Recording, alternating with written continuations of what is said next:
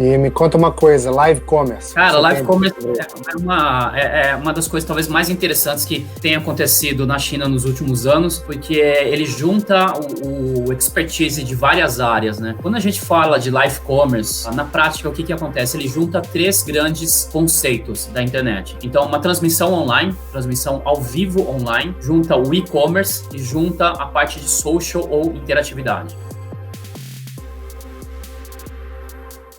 Então, muitas vezes, até porque a gente não tem uma ferramenta exclusiva de live commerce, que é o que acontece na China. Então, só para contextualizar, atualmente o live commerce representa quase 10% do e-commerce chinês. Isso são quase 60 bilhões de dólares em termos de faturamento. E tem o grande player dessa área, chama-se Taobao Live. Taobao é o e-commerce B2C do grupo Alibaba. Então, eles criaram um aplicativo só para live commerce. Então, você entra lá, você só compra através das lives. Então, é um sujeito que está lá, pode ter uma baita produção, ou ele pode estar na frente da mesa dele tentando vender, mas aí, ao mesmo tempo que tem isso, a integração do carrinho já está completa dentro do aplicativo, que é diferente do que a gente tem visto agora no Brasil, nas lives musicais, o cara tem um QR Code, ou ele fala um código para você entrar no site, coisa do gênero. Então, já é uma experiência completa e a terceira parte que é da interatividade, que é o interessante, porque aí é quando alguém, um host e normalmente um influenciador está apresentando e as pessoas estão interagindo tanto com o host quanto entre si. Isso é muito interessante porque às vezes as pessoas trocam opiniões, trocam informação, reclamam sobre o produto, reclamam sobre o cara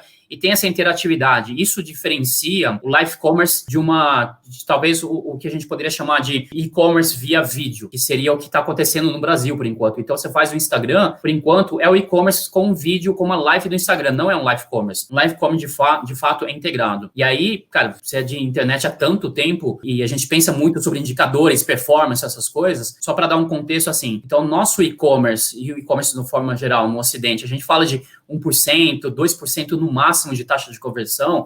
Live commerce muitas vezes pode chegar a 10%. Tem casos que chegam, quando é um grande influenciador, a tempestade perfeita, vamos assim chamar, tem conversão de quase 50%. Então, metade das pessoas que entraram naquela live, compraram. Então, é um negócio incrível, mas dá para entender muito bem, né? Quando você vai num e-commerce, é uma página e é um texto, e é passivo. Então, o consumidor que tem que querer comprar, tudo vem do lado dele. Quando você tem uma live, que é o que a gente está tendo agora, por exemplo, então, nós dois, na prática, estamos tentando convencer quem está nos assistindo que o nosso conteúdo é interessante, do que o assunto que eu estou falando é interessante. Então, essa interatividade é o que torna as lives muito interessantes, engaja as pessoas, divertem. Então, muitas vezes na China eles falam que um live commerce é 50% vendas e 50% conteúdo, porque ele tem que ser, tem que ser divertido, entreter ou informar, ou fazer várias coisas. Então, live commerce, em algumas empresas na China, eles estão trabalhando com a possibilidade do live commerce chegar a 50% do e-commerce, o que é absurdo a gente pensar, mas faz sentido porque ele traz a dimensão humana.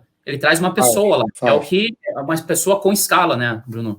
In, mas tem um negócio curioso aí, você chegou no ponto que eu ia te perguntar, assim. Não é simplesmente plataforma, né? Não é simplesmente funcionalidade de você conseguir fazer o checkout de modo indolor. Ele requer da pessoa, do ser humano que está lá na frente, uma habilidade grande para conduzir a audiência ao consumo, concorda?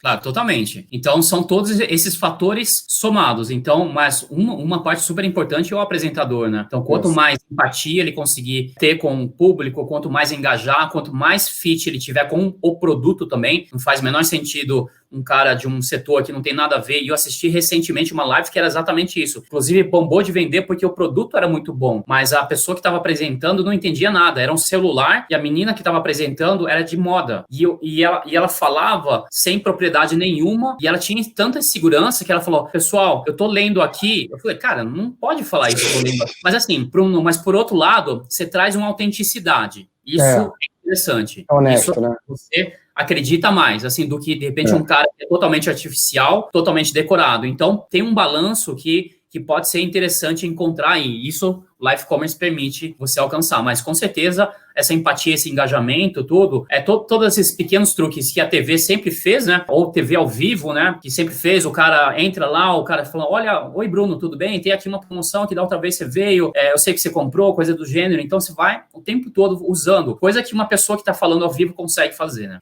E tem uma coisa legal aí, esse teu ponto é muito bom, porque, engraçado, a primeira pessoa que me vem à cabeça quando a gente fala desse tipo de dinâmica é o Ciro Bottini, né? O cara cara lá do Shoptime, que o cara tinha uma oratória brilhante, uma descontração que fazia com que todo mundo fosse meio que envolvido naquilo. O cara podia pegar de um pente a uma câmera profissional, o cara falava e você acreditava que de fato o cara tinha domínio sobre aquilo. Mas é engraçado porque isso foi uma coisa muito pontual, né? O Shoptime foi uma iniciativa muito pontual. Óbvio que teve lá, nem lembro do nome daquela outra lá que tinha, que só vendia coisa, eu esqueci o nome, cara, que vendia via 0800. O 14 lá, que é...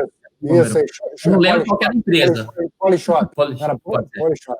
Isso. Mas é curioso, assim, porque a televisão, assim, a moda antiga, a transcrição exata dela, por mais que um Botini da vida seja um cara, talvez único, especializado nisso, a exceção dele, a internet traz umas novidades da própria questão do copy, no sentido do tipo de argumento que você usa, ou como você conduz o cara a indolormente, vamos dizer assim, querer experimentar sem objeções ou sem grandes prejuízos, né, daquela tentativa. E óbvio que o cara tem que contar com uma coisa importante no consumo, que é o impulso, né? Você chegar, né? Uma coisa é você saber que é uma coisa, você vai lá e compra. Outra coisa é você entrar lá na live do IN e, pô, sei lá, o cara te empurrou um bebê conforto, sendo que você não tem nem filho, né, cara? Isso com certeza acontece. Acho assim, a live tem várias dimensões e ela remete muitas coisas à TV, sim. Então, a questão de frequência. Então, se você conseguir estabelecer uma frequência, as pessoas quase viram uma grade, o que é interessante, né? Porque a gente sempre pensa não linear, você assiste on demand, mas a frequência também cria um hábito. Várias vezes eu entrei em lives, eu percebi que são as mesmas pessoas, uma parte são as mesmas entrando, ou porque gostam mesmo, e aí o que acontece? Nesse formato, quando é um aplicativo que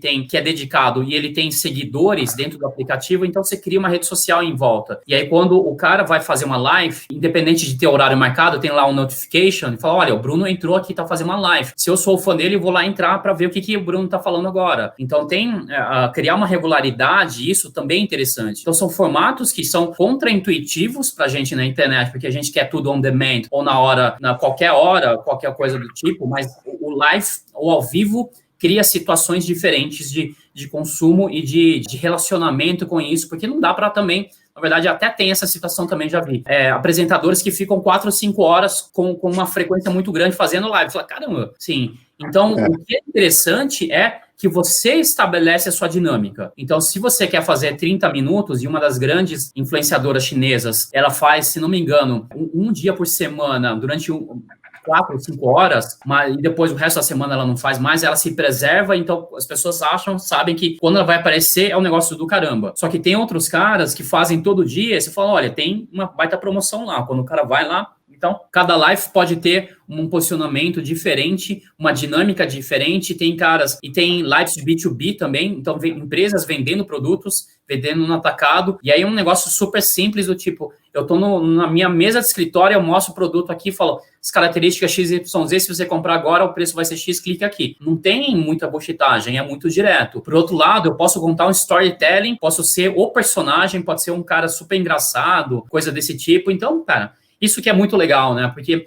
E aí eu vou dizendo quase como um contraponto, porque eu trabalhei minha vida inteira em e-commerce e tá trazendo uma coisa que a gente nunca teve, né? E a gente sempre quis colocar coisas mais interativas, teve uma época de vídeos gravados, teve época de um monte de coisa, mas nunca conseguiu alavancar de fato, nunca ganhou escala esse negócio. E agora, de fato, o live commerce pode ganhar. Então, a gente tá vendo coisas do tipo... grandes marcas fazendo, e o cara faz uma puta produção, faz um estúdio gigantesco, e aí tô falando já no Brasil, quanto donas de marca de moda no interior, não são nem das grandes capitais, fazendo isso também, muitas vezes atendendo a redondeza deles, então virando uma micro-influenciadora regional também, e cada um ganhando e entendendo como funciona a dinâmica, cara. Então, por isso que eu acredito muito nesse modelo, e principalmente para o Brasil e na situação atual do momento do status que a gente está com relação a Covid e ao desenvolvimento, à maturidade do nosso e-commerce. Agora, aí, esse é o final da história, né? A China Ovation, Live Commerce, esse é o momento de hoje. Mas você tem uma estrada muito longa aí. Você estava contando como foi que você foi gostar de e-commerce. Você pode comentar aí. E aí depois eu fui me tocar que você tem culpa nessa história também, né? Indiretamente. Né? Então, assim, como você falou, vem de família chinesa, sou nascido no Brasil, então tem uma veia de comércio muito grande. Meus avós, bisavós na China já eram comerciantes, e quando os imigrantes, de uma forma geral, também quando vão para um novo país, acabam trabalhando isso, porque é um trabalho relativamente mais simples, mais fácil de começar. Então, minha família veio para o Brasil, foi de comerciantes e empresários também. E quando comecei a mergulhar, e na verdade meu primeiro contato com a internet, vou chamar com ambientes gráficos, foi com o CD-ROM. Então eu montei uma empresa de CD-ROM, e aí comecei a ter contato com isso, e aí falei, poxa, CD-ROM é a tecnologia. Mas enfim, obviamente é um negócio que durou menos de 10 anos. Mas eu começava a ler tudo quanto era revista, livro, e aí tinha uma revista na época, a Internet World, que fez parte, que eu sei também, e ela fez alguns eventos, e um deles era o Internet World Conference, né? Exato. E aí um deles aconteceu, acho que foi no AMB, inclusive, aqui no 96, né? 95, 96, e aí eu fui assistir, e basicamente eu tenho formação em administração de empresa. Eu entrei lá, olhei a grade, era basicamente tudo de programação, tudo muito técnico, e tinha lá alguns tracks de negócios e tinha um de e-commerce. Eu já tinha lido falar, e o negócio de e-commerce me chamou muita atenção. Eu fui assistir, e era um cara que tava lá falando do negócio dele. Ele tinha montado um e-commerce no Rio de Janeiro para vender livros. Eu falei, poxa, acho que tem uma certa proximidade. O nome dele, Jack London, acho que muitos da velha guarda que está nos assistindo vai lembrar, e você certamente o conhecia, né? Sim. Jack London, e era no Internet Conference, e foi a primeira vez que eu vi alguém falando formalmente, de uma forma estruturada, o que era e-commerce, e o Jack estava contando toda a história dele, que foi lá para Seattle, que ele era um agente literário, e aí os caras falaram, vai para Seattle lá e conhece uma empresa lá que está surgindo, e ele bateu na porta, era a Amazon, e era o ano, acho que 2 anos antes, depois da fundação, e ele falou, pô, esse negócio é do caramba, e aí criou a Booknet, e a Booknet no Rio, isso era 95, né? Aliás, 96. Sim, as pessoas não tinham internet em casa, né? Não vou dizer nem banda larga, não tinha nem discado, né? E a história que ele conta é que ele teve que montar um espaço físico, acho que era num shopping center, e convidar as pessoas a comprarem no e-commerce, indo fisicamente para um shopping, né? E aí eu fiquei fascinado com aquele negócio, né? Falei, caramba, acho que isso aqui tem muito a ver com da área de negócios e com comércio, todas essas coisas. E aí eu estava na faculdade no período, eu não conhecia nada de negócio, nem de programação, e fiquei com aquilo na cabeça por muitos anos, né? E aí até que em 99, no final, eu tinha acabado de me formar, estava na Accenture, eu já tinha feito estágio numa empresa de internet antes de entrar na Accenture, eu falei, preciso voltar para o mercado de internet, de e-commerce. E aí, nesse período, a gente já se conheceu virtualmente pelo Botequim, né? E aí eu falei, preciso voltar. E aí eu tive a oportunidade de me juntar ao grupo que estava montando o Submarino, que a GP tinha comprado a empresa do Jack, lá no Rio, estava trazendo para São Paulo, e eu fiz parte dessa equipe como um consultor interno, né? E aí, a parte interessante, que acho que eu acabei não contando para você, eu fiquei muitos anos com essa história na cabeça do Jack, e tive 2 oportunidades depois. E toda vez eu lembro, fico arrepiado. Em 2010, e aí já indo muito para frente, pulando, depois de uma fase de empreendedor, de executivo, enfim, 2010, junto com 3 americanos, eu cofundei um e-commerce chamado baby.com.br. Era um e-commerce de produtos de bebês, e essa fase que a gente estava vivendo algumas dessas grandes empresas que a gente tem atualmente surgiram nesse período. E em 2012, se não me engano, a gente ganhou um prêmio da Editora Globo, lá da Pequenas Empresas Grandes Negócios, como a startup do ano. E aí eu, junto com outro sócio meu, a gente foi receber o prêmio, e a gente entrou lá, e era o Jack fazendo a palestra. E aí o Jack, naquele período, 2012, ele já tinha passado por um monte de negócios, já tinha escrito um monte de livro, já tinha quase, assim, se aposentado do dia a dia de negócios mais intensos, né? E aí quando eu vi ele, fiquei arrepiado, né? Falei, cara, assim, 96 para 2012, quantos anos se passaram, eu sempre tive aquele negócio na cabeça, e aí a gente recebeu o prêmio, eu já sabia que a gente tinha sido premiado, eu fui subir no palco, eu fui dar o discurso, eu falei, olha, hoje eu tô aqui por causa de você que tá sentado aqui, que a primeira inspiração, o primeiro contato que eu tive com o e-commerce foi por sua causa, e obviamente o Jack ficou super feliz, tudo mais, ele ficou super emocionado, e a gente começou a ter contatos depois, né, e aí eu acho que poucos anos depois, no fórum do e-commerce Brasil, que eu ajudei também muito no início a fazer uma parte do conteúdo, curadoria, que é um dos grandes eventos de e-commerce do mundo, é o fórum que acontece agora virtualmente, ele todo ano assim, tem uma série de conteúdos, sempre série de desafios, eles falam, o que você acha aqui agora que tem que ser uma coisa interessante? E tinha sempre na cabeça que muitas vezes eles colocavam assim, olha, quem que é o seu herói no e-commerce? Quem que é a sua referência? Jeff Bezos, Tony Hsieh. Inclusive, o Tony Hsieh não é meu parente, tá, Bruno? Tava achando que era parente. Não, a brincadeira minha antes era, ele fica nos Estados Unidos, eu fico na Europa, no Brasil, e cada um quase dividiu internamente na família os mercados, mas não é. Então, assim, eram referências internacionais, e eu falava assim, pra mim é muito óbvio, o Jack London foi o cara que me inspirou. E aí eu falei pra eles falaram, pô, vamos tentar trazer o Jack, porque naquele ano já tinha novas levas de pessoas que entraram no e-commerce, não sabia nem de onde já tinha aparecido, né, o negócio. Não conhecia nem o startup Submarino. O Submarino o Submarino foi o primeiro IPO de tecnologia. Não é assim, a gente fala hoje, atualmente, aconteceram várias coisas na primeira fase, a gente esquece, né? Parece que apagou a borracha. Enfim, e aí eu falei, olha, vamos trazer o Jack, e eles conseguiram trazer o Jack, e eu fiz a gente fez o keynote, eu fiz a entrevista lá. Então, tempos em tempos eu volto lá para assistir, foi sensacional. E o Jack contou mais outras histórias que eu nunca tinha ouvido falar. Não, e é maravilhoso porque você, de alguma maneira, você já tinha uma relação com ele, quando você vai para o Submarino, é a Booknet remodelada, vamos dizer assim, então ali você já, de alguma maneira, estava, né, se associando a ele, indiretamente, e depois, né, com esse episódio aí fantástico.